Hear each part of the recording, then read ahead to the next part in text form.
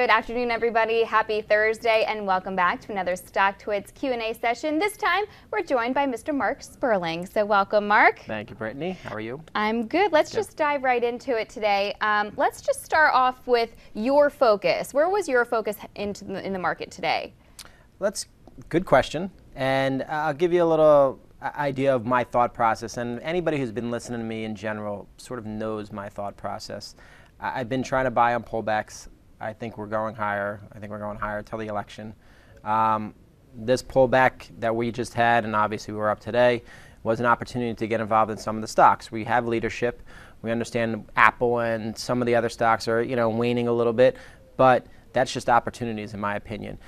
Google showing leadership, the banks are showing leadership, and this week we sort of have sifted, I guess, through some of the back and forth action, and today we gapped up, and it seems like we're back on track to move higher. Obviously, we have a job at summer tomorrow that could change things, but overall, I'm still bullish, and that's not wavering. Okay, well, Robert Landry would like to know about your hedging strategy when shorting the spiders. He says both the size of the short position versus your longs, and how you decide when to cover.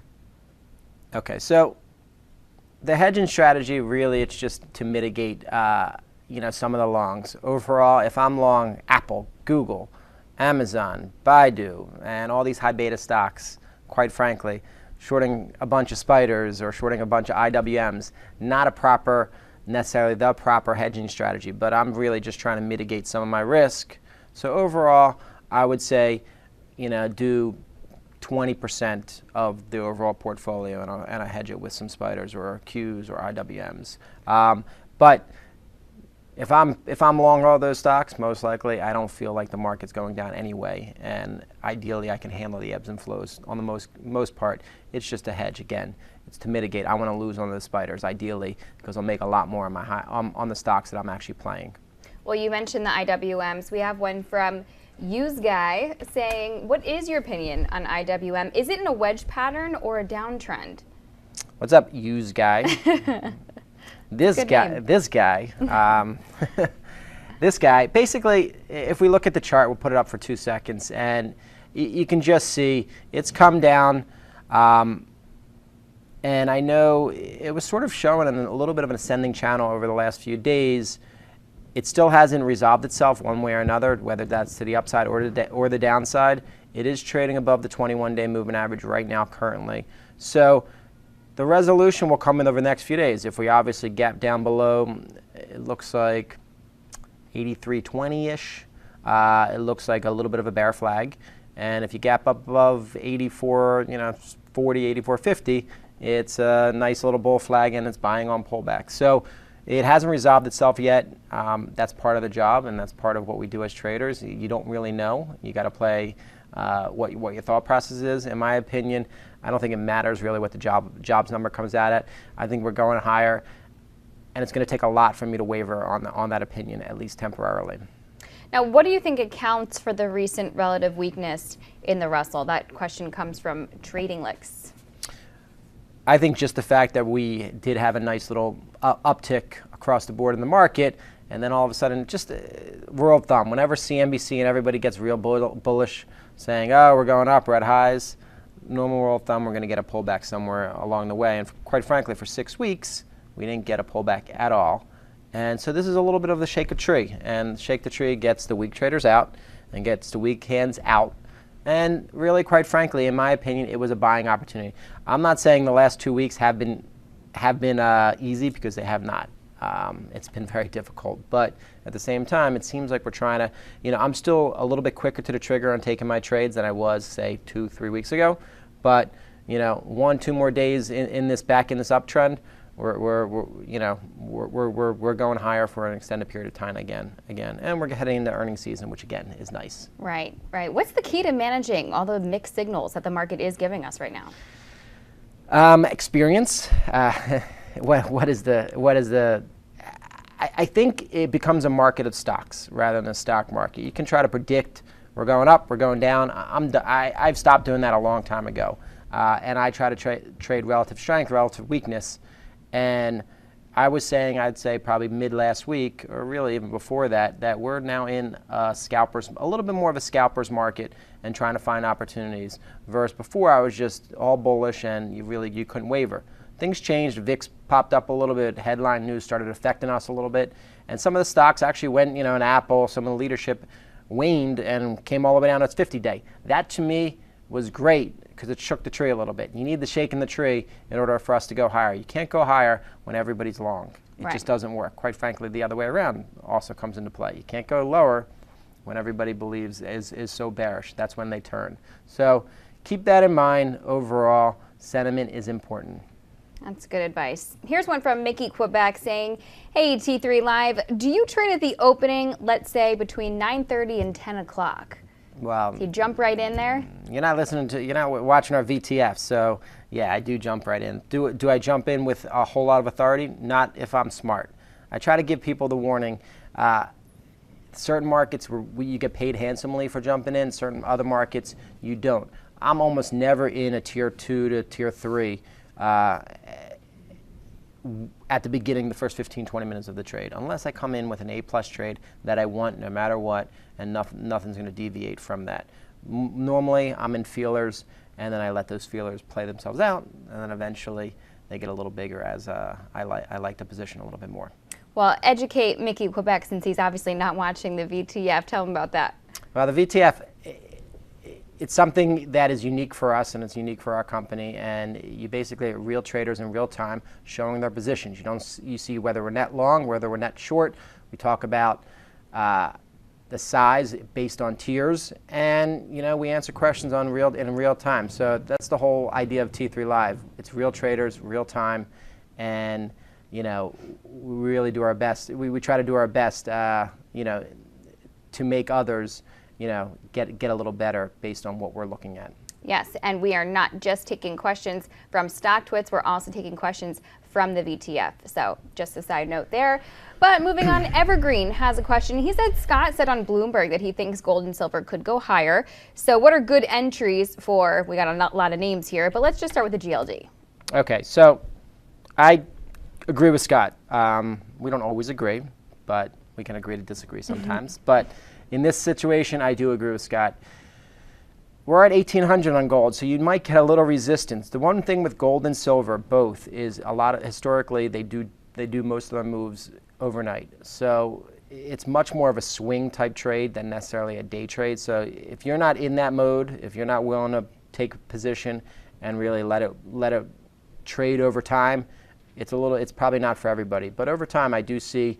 It's been basing now for the better part of 2 weeks, GLDs, and it looks like, you might get a little resistance around 1,800 at the spot gold price, but overall, it looks like it's going higher, and if you want to look at the weekly chart, you can see GLD possibly could get to the 180, 185 level, which again would be back in 2011, August 2011, and you'll see some real parabolic moves that will happen in the gold and silver market across the board. Okay, what do you think, just looking at the GDX, what do you think would be a good entry point there, potentially? GDX. Okay, that's the monthly. I would probably be buying as close to 52 as I can. That's right at the 21-day moving average, and probably add, if it closes with some authority, above 55. So, okay. So the nice little sweet spots, probably you're not going to get 52 if it's really meant to go higher. Between 53 and 54 is probably the sweet spot. And while we're on it, let's just take a look at the SLV. What do you think about that? I was trading it today. For some reason, I can't stick with it. I don't know. I think it looks great. I think it looks like it's coming out of a pattern, a nice base pattern. And to me, probably right around here, 33. It should hold 33, 32.75, and it should go higher. And again, let's look at our weekly chart so you can just see what I'm looking at. We all remember, if you were trading back in 2011, what AGQ, SLV, gold, what they all did. They went parabolic beyond, and we're still in a tight range. It could get a little crazy if we keep going higher. So look out. I do believe that over time we're going higher in both those gold and silver commodities. All right, here's the big name. Let's talk Facebook. JBP says Facebook is one difficult stock to trade. No news there. Very volatile. It's been in a tight range all week. Do we see higher prices from here? Well, the key to Facebook and the key to trading is you don't trade everything every single day. You trade it when there's a compelling pattern that makes a whole lot of sense. So if we look at the chart for Facebook, I said this morning in my morning call, and if you were actually looking at the VTF, this is before the market opened, 2150 would be the ideal price. Between 2150 and 2120 would be the ideal price. I would be looking to buy Facebook. I did get involved. I did not hold it. The low happened to be today. Again, I got to look at my daily. Put a 15-minute chart up. The low was like 21.41. So I bought a little bit and obviously closed right around 22. It is getting close. Close, no cigar, not sure. We're getting close. Close doesn't mean I'm necessarily going to be, so aggressive. The last time I was very aggressive, I held it from 21 to 23.40, and our friends at Barron's decided to bash it. So you gotta respect that. We understand that a lot of shares are coming outstanding. You gotta understand what's going on behind the scenes. It is wedging. It is getting tight. At some point, it's probably going to move higher. Most likely, above 22.50. I probably will add with some authority, and above 23.50, get a very aggressive, because then it probably fills the gap. All right, well, while we're talking Facebook, let's talk LinkedIn. Do you hear the news this week? They're adding the following feature, taking a cue from Twitter. I didn't hear that. Yeah. Brittany, you see, there's social media. You're on top of things. Exactly. I'm on it. So Mojo has a question about LinkedIn, saying for it to make new highs this year, shouldn't we be seeing more volume the last couple of days? He says it's somewhat unconvincing right now. It wants to be unconvincing. It's okay. That's what these stocks do. They bore you to death, and then they go higher. This is the best social media stock out there, based on the technicals. You can maybe put Yelp in that same category, but LinkedIn is basically trading at the top end of its trading range for the last month. To me, that's bullish. It tried to shake the tree a little bit, and I was long, and it actually shook me out, which doesn't normally happen, but it went down to 117.50. And now it's right back to 122. So really the sweet spot is between 118 and 123 is the place to get involved.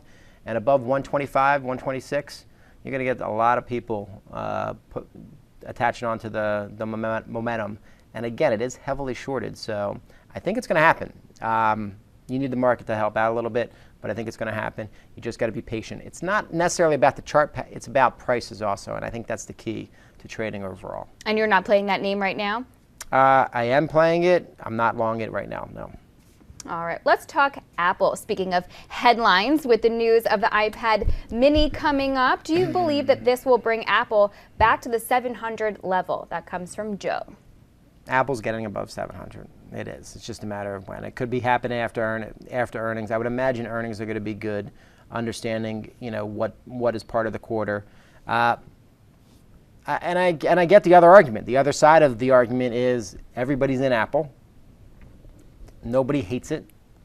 You get a little. It's the market cap. It's the biggest stock out there. It's the biggest company out there. What happens if they do wrong when everybody's involved? It will get hit. But for some reason, it just based on price earnings, based on some fundamentals, and how much they're making. To me, it's still a buy on pullback until it's not, and you got to respect that. And it's been a few years of that. So. You can get ebbs and flows, and you got it. You got it from 705 down to 650. Nice little trade. And for those that were short, you did a good job. But if you didn't cover yet, I think you're looking at it the wrong way. I think it was time to cover. We talked about it on the VTF also, and at this point, it's trying to find a new level, but it's going to break this ascending channel at some point to the upside, and I would keep it on the long side or looking for the long side. Okay, WW Zone says he is long Apple. What tier should I be in for swing and daily? What stop loss? You see, swing and daily, it really depends on the trader. I can give you one idea on my risk tolerance. It depends on your risk tolerance. I can't give you that exact measure on what you're really, how much you should be risking. Most likely at this point, it should hold 650, which is the 50-day moving average. And now the 50-day is moving up. So I don't know where you're long, but overall, it should be minimum tier 1, tier 2.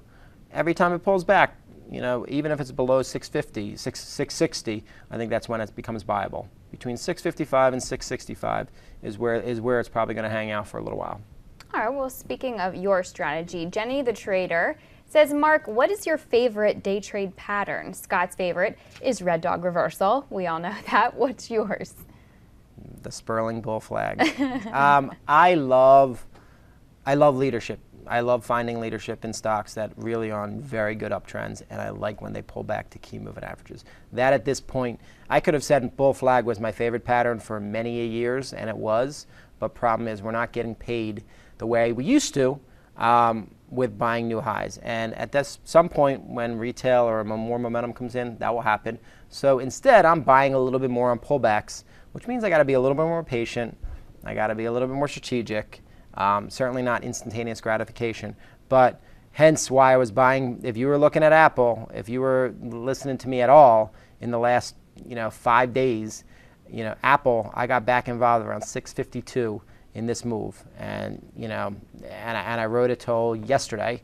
Actually sold some this morning, and I bought calls, and I'm still in the calls. So overall, it's about picking prices, picking levels, and waiting for those levels to come to fruition. All right, we're going to take a quick break. We'll be right back right after this.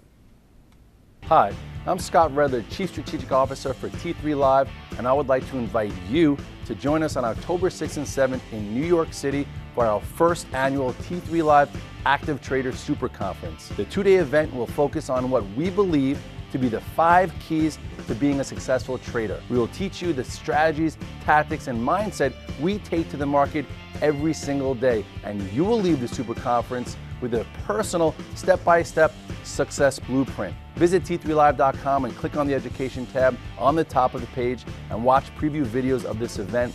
Seats will fill up quickly, so be sure to reserve yours today. My colleagues and I look forward to meeting you. Have a great day. We're back answering your questions live, joined by Marc Sperling here. Mark, we have one from Market Picker saying, I've been swinging AOL and Visa for 3 weeks. Today, I put on some JP Morgan and Lulu. Can I get your thoughts from a swing long perspective? So AOL, good looking chart. You've done a good job. What was the other one? Visa. Visa. Another good job. So you should be patting yourself on the back, but not too hard, because the second you start congratulating yourself, something bad happens. So don't be too proud of yourself, but it's been a good trade. So you just started looking at Lulu and JP Morgan, right? Yes. Lulu, roughly, this is the area you get involved, anywhere between 74 and 76. Again, I'm not giving you 75, so 75 is the perfect price. But again, a stock like this moves $2 every single day. So if you can't hold $2 gyrations, you can't trade this. You can't put it in the swing. So 75, 74 looks like the level it should hold. 73, 50 is 21 day. I think it looks good. I think it's a leadership stock. I understand, whether it's some big hedge fund guys are trying to short it. I'll put up the weekly. Looks great to me. Bounced off the 8-day moving average when it came back down. And I think it needs a little more time, but I think it looks good. And, just respect your levels accordingly. JP Morgan looks good also. It has held 40 now for a better part of a month, just about, a little less than a month. And it looks like it's trying to break above there. JP Morgan is going to be one that we're going to look back. It's 45, 46, 47 when the banks start to show leadership. They're beginning to show leadership. And when they start showing leadership, you got to be on the ride. You got to be invited to the party. And the party, I think, began a little bit. So, you'll get your pullbacks, but that's going to be your opportunities to get involved. It's a patient man's trade. It's not. You're not going to do it. You're not going to get rewarded right away. But I think it's one of those that by the election, you'll see the banks rally. Great advice. Okay, here's one from Stock Chatter. Netflix, where is the next resistance here? Thanks. You really had to say Netflix. Netflix is this stock that just stung me this week. Not because I shorted it. I missed it. I missed it, and I don't miss Netflix. I get so mad. And if you guys are actually in the tri-state area this week, we're doing our seminar at the Marriott Marquis, and it's something I'm going to be talking about. I hate when I miss my stock ideas, when it's one of my stocks and I saw it and I was involved and I just really didn't capitalize on it. So it happened. I'm over it, sort of, if you can tell. But overall, a little resistance right here, just because it's at that previous high, and that has been resistance. Hopefully, if it gives us an opportunity to buy it back on a little bit on the pullback. Heavily shorted, broke a downtrend, gets in that gap, which again is around 67, 68, it looks like. If it gets there, begins to fill it. We also have earnings coming out. So you have some crosshairs on what's really going to happen, but overall, it seems like it's good. Obviously, good volume. You missed a buy. Just because you missed a buy doesn't necessarily mean you should be shorting it. But I do think it needs some digestion, at least for a few days. We'll see what happens. And thank you for pissing me off. I'm just kidding. Well, it would really make you mad if he said he actually said he knows you missed it and he can't believe it. Come on. Here. I don't miss that many, but yeah, I missed that one. I know. All right. Well, we'll change the subject here. Sensitive subject. Here's one from Dengi saying, what are your thoughts on eBay? eBay. I talked about it yesterday again. I keep mentioning the VTF because you're not necessarily going to get, some of these stocks, they move in real time. It's like you can't just look at your weekly chart and say, I'm going to be buying it here, or even your daily at the end of the day. On the VTF, I was looking at 48 was the sweet spot, and it hit it yesterday, and that's when I got long. I think I was long a little bit in the swing, but I got a little bit more aggressive. For now, I'm holding it. It was upgraded, so that's, I guess luck, but at the same time it was ready. The pattern was ripe, and we were up in the market. So 50, 51, probably a little resistance, but overall it's in a nice uptrend, and it's respecting the moving averages. So I think it goes higher. So if it gets any pullback closer to 48 is probably buyable again. Great. What about Baidu? That comes from Mark Allen. Baidu, I actually put in the swing for the first time. I talked about it today. Actionary play. Here's a smaller time frame just so you guys can see what I was thinking. I bought around 112.70. I noticed it probably around 50 cents. I didn't buy it at 50 cents. Put it in the swing. At this point, I look at 110 as, I was looking at it anyway. It's not a great looking pattern, but at the same time, it's at the lower end of the trading range. It's Baidu. It has been a leader in the past. So risking $1, $1.50 at this area for a possible move back up to 117, 118 might be in the cards. So I'm long. Excellent. Market Picker, what do you think of AIG now that it's back testing this $35 level? On the weekly, would you say 40 is a reasonable target? Kind of choppy. No, this is the weekly. So if you can decipher anything from the weekly, good luck. You really can't. I think it's everybody. Here's all the moving averages, all converting.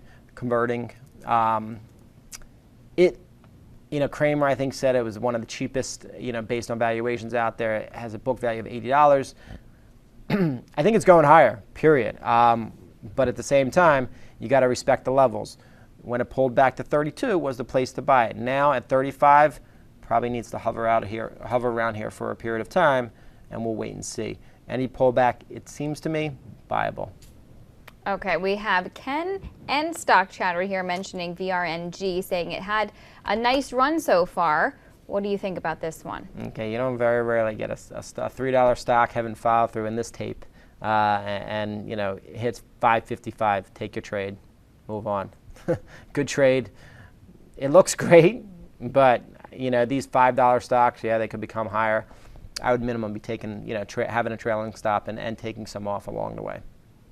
All right, Fernando is here asking about your Apple strategy. I know we touched on it before, but we didn't answer this. So he's saying you guys trade Apple a lot. Do you also do options to hedge or lock in some gains? Plus, it's a good vehicle to eat premium due to big-time decay. Good question. I normally don't write cover calls against my position. I normally buy the stock outright or buy the option outright, the call or the put, based on that I'm trading it and it's timely. But yeah, no, that's a good strategy. And right now you could be writing 700 calls against it. Understanding when earnings are. You certainly can be doing strategies, various strategies. Right now I'm long the calls, and I'm going to hold it for the time being. Am I going to hold into earnings? We'll have to wait and see. I sold some today.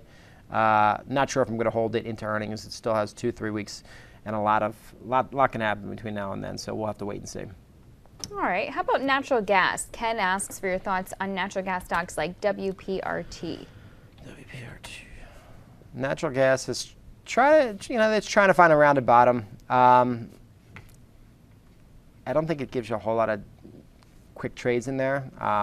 From a technical point of view, it's still hanging below its 200-day moving average. So I think 33.50 is some resistance. I'd wait. Looks okay. Natural gas looks okay, but it's not an A+ trade. It's not something I'm going to spend a whole lot of time on. Okay, while we have that chart up, Dano was chiming in asking what price you think it could be heading to.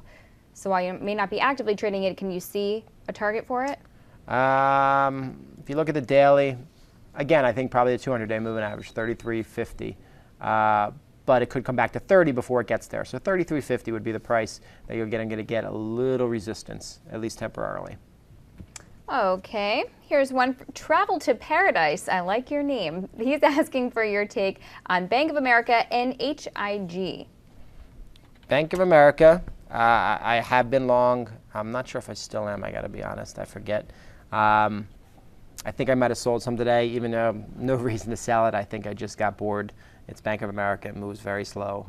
Looks good. Looks good. $9 was holding, and it looks good. Here's the weekly chart.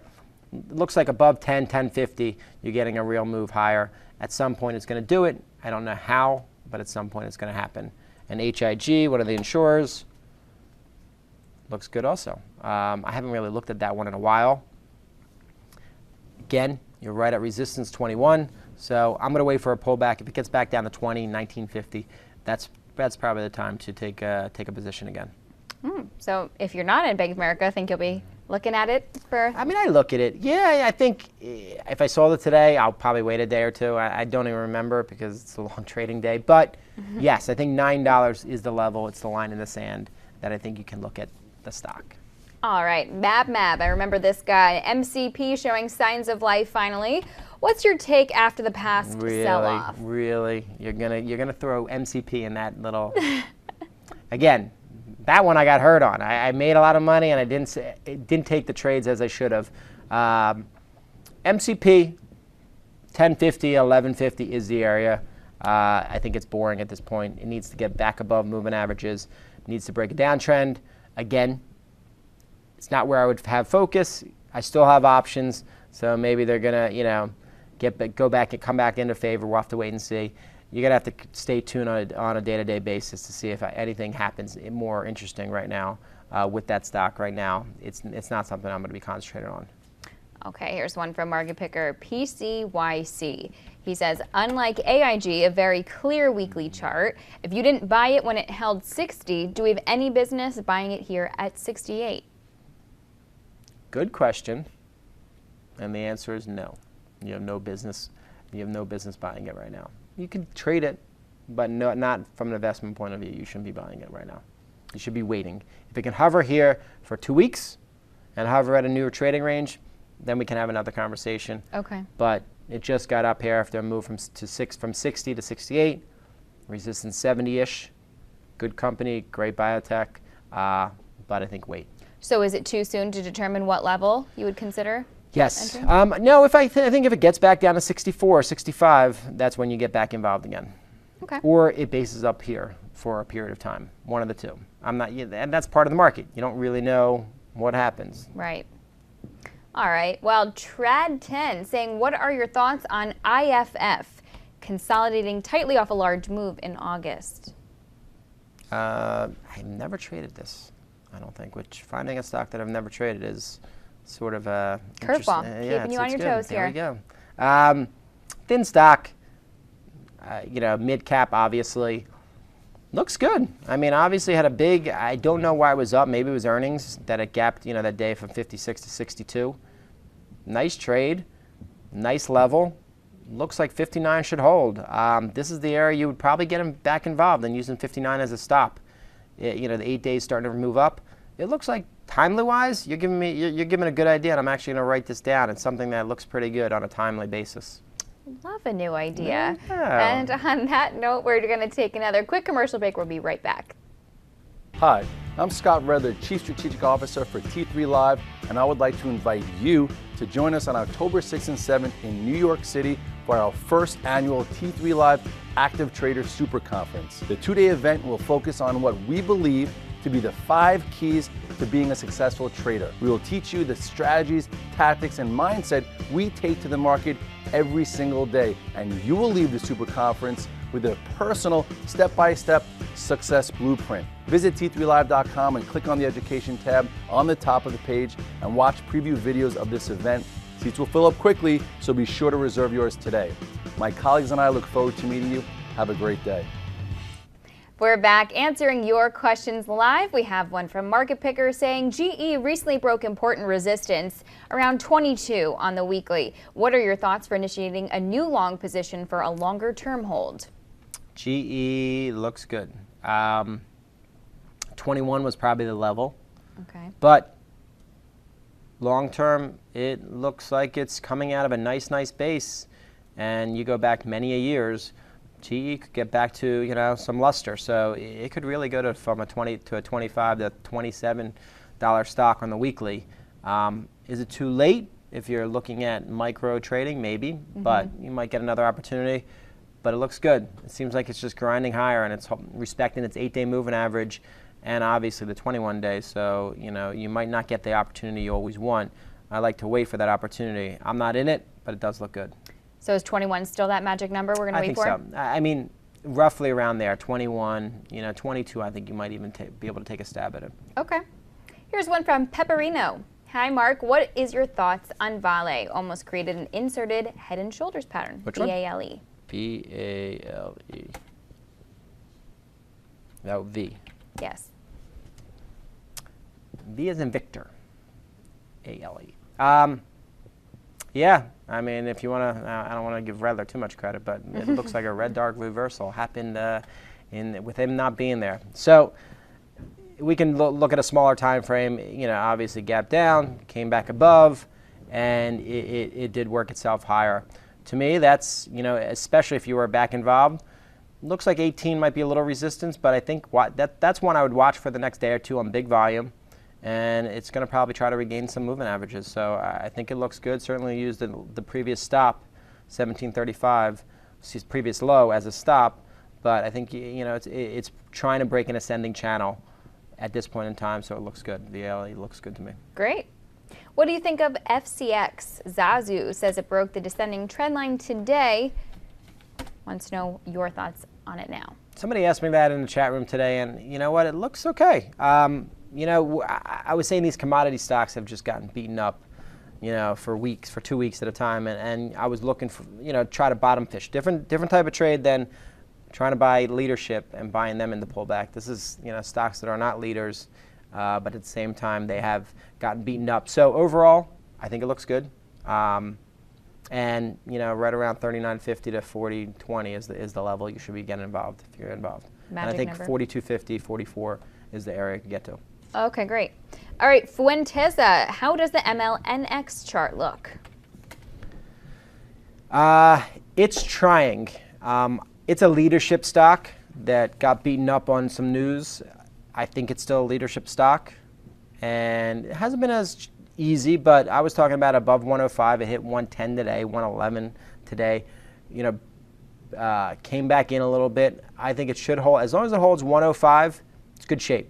This is the 15-minute chart I have up. So you can see back above 108, you'll probably get back, back to 110, 112 very easily. And I think based on what last month's earnings report showed up, if it's any sort of, if it's showing any sort of similar growth, it's probably going to be at new highs at some point soon. But again, that's more of a fundamental trade. It is a leadership stock. It does look like it should hold 105. Okay, we talked natural gas before, but we didn't talk this name, UNG. Just Chilling says, great shows day in and day out. Thanks, Just Chilling. Has natural gas UNG hit its top? No, it doesn't look like it. Natural gas, I mean, this thing has been, natural gas in general has been done for so long. I mean, this is the chart. It looks almost similar to an AIG that, is starting to wake up. That's a weekly chart. Gets above 22, 22.50, which it's going to get above there at some point, 23. Probably makes a move to, it's eventually maybe 27.50. So it looks okay. I you just got to, it's been such an out of play sector for so long that, at some point it feels like it's waking up, and it's just not going to, a lot of it's going to happen overnight, unfortunately. So just keep that in mind. Okay, maybe a little bit of a tough one there. Yeah, but it's still, again, still looks good and still intact. Okay. How about soda? SodaStream, MMCM saying, is there any hope for soda near term, or best to dump now? Best to have dumped, back a few weeks ago. Doesn't seem like it's getting luster again. If you're still in it, give it another $1. Give it to 35. Respect that level. That'd be where I dump it. It just came from 45, so maybe it holds there for a little while. It's not a leader, so you got to respect that. It's, everybody's like, it's one product company. Okay, heavily shorted. Okay, technically it doesn't look great. Okay. All right, JMac Trading. My question is on CRM. Is CRM going to break through that 161 area to new highs? Brittany, it seems like it is. Yeah, I guess. I mean, if we go higher in this market, the clouds seem like they're always a sector that they go to. This seems like one of the best in breed type stock. Chart-wise, technically, it looks great. And yeah, it looks like it's headed higher, period. Do I think it needs a little more time? Yeah, maybe it's earnings that really push it higher. So it looks good. All right, here's one from iMarco. You're great, and I'm so sorry that I'm from Europe and I can't come to your seminars. We're bumming out, Marco, but he's still chiming in here. We'll answer you here. He wants to know about Coors and Baidu. We did Baidu already, so let's talk Coors. Well, thank you for the kind words. That's very nice. Always appreciated. Coors had the secondary, hanging right at its secondary. The secondary is a 53. Respect it. Pop below there, 51 and change. That was an opportunity to get involved. Seems like it's going to hold here for a little while. Might not go anywhere for a period of time, but I think this level and this price is the right price to be involved in Coors. All right. You guys are swamping me here. Let's talk this one from... Oh, okay. Let's talk actually about the offerings that T3 Live has, because this guy's saying he needs to improve his trading skills, and he's saying universities have MBAs. What skills and degrees can I get here? Well, we have a few different types of courses. You can go to our website, certainly at t3live.com. It gives you all the rundown. There's swing courses and momentum courses. We're in the process of making a beginner's course. And eventually we're obviously going to make different asset classes. But right now, I think the swing and the momentum are the two courses you should be looking at that really give you a little bit of a rundown on really how to make money in this market. Minimum, they educate you. Every other career, you educate yourself. For some reason, people in this career think you don't need to educate yourself. You don't need to, spend money and spend time to do something you just in front of a screen and try to trade. It's the easiest way to lose money. You will lose lots of money. This is something that will help you, make the curve a little easier. Trading's about winning and losing, risk versus reward, obviously. But these are tactics that we have been using. I have personally been using for 15, 16 years and have helped develop all these courses. And I think it's something that you should be, if you're involved in any sort of capacity and you haven't educated yourself or you're not continuing to educate yourself, period, you're doing yourself a disservice. I can't say that enough. I've said it before. I believe it wholeheartedly, and I think it's something people need to really respect. Always learn. You got to always learn, and we have plenty of, the one difference in why we're separate T3 is because we are real traders.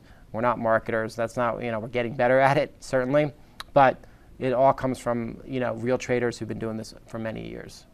And you will be at this weekend seminar, so for those in the area, just tell them how they can get involved in that and what will be going on. Basically, the seminar is going to be at the Marriott Marquis. It's $197. We don't have a whole lot of seats left, but look at our website and you can get the link. The link's been on Scott's Twitter and my Twitter a few times. And you're getting a slew of presenters, myself, Scott, Pete Ranzulli, Mike and Steve, who are on T3 Live, a guy, CEO of Minionville, one of the heads at StockTwits.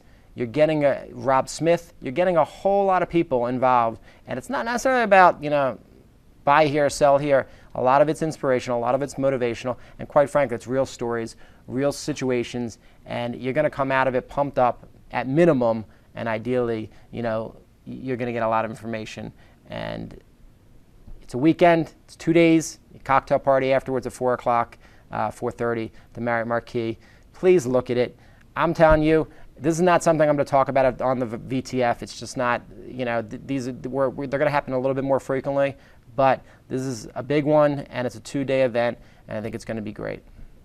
I'm sure it will be. Well, thank you so much, Marc. Thanks to all of you for sending in your questions today. We'll meet you right back here next Thursday. Have a great night and enjoy the seminar.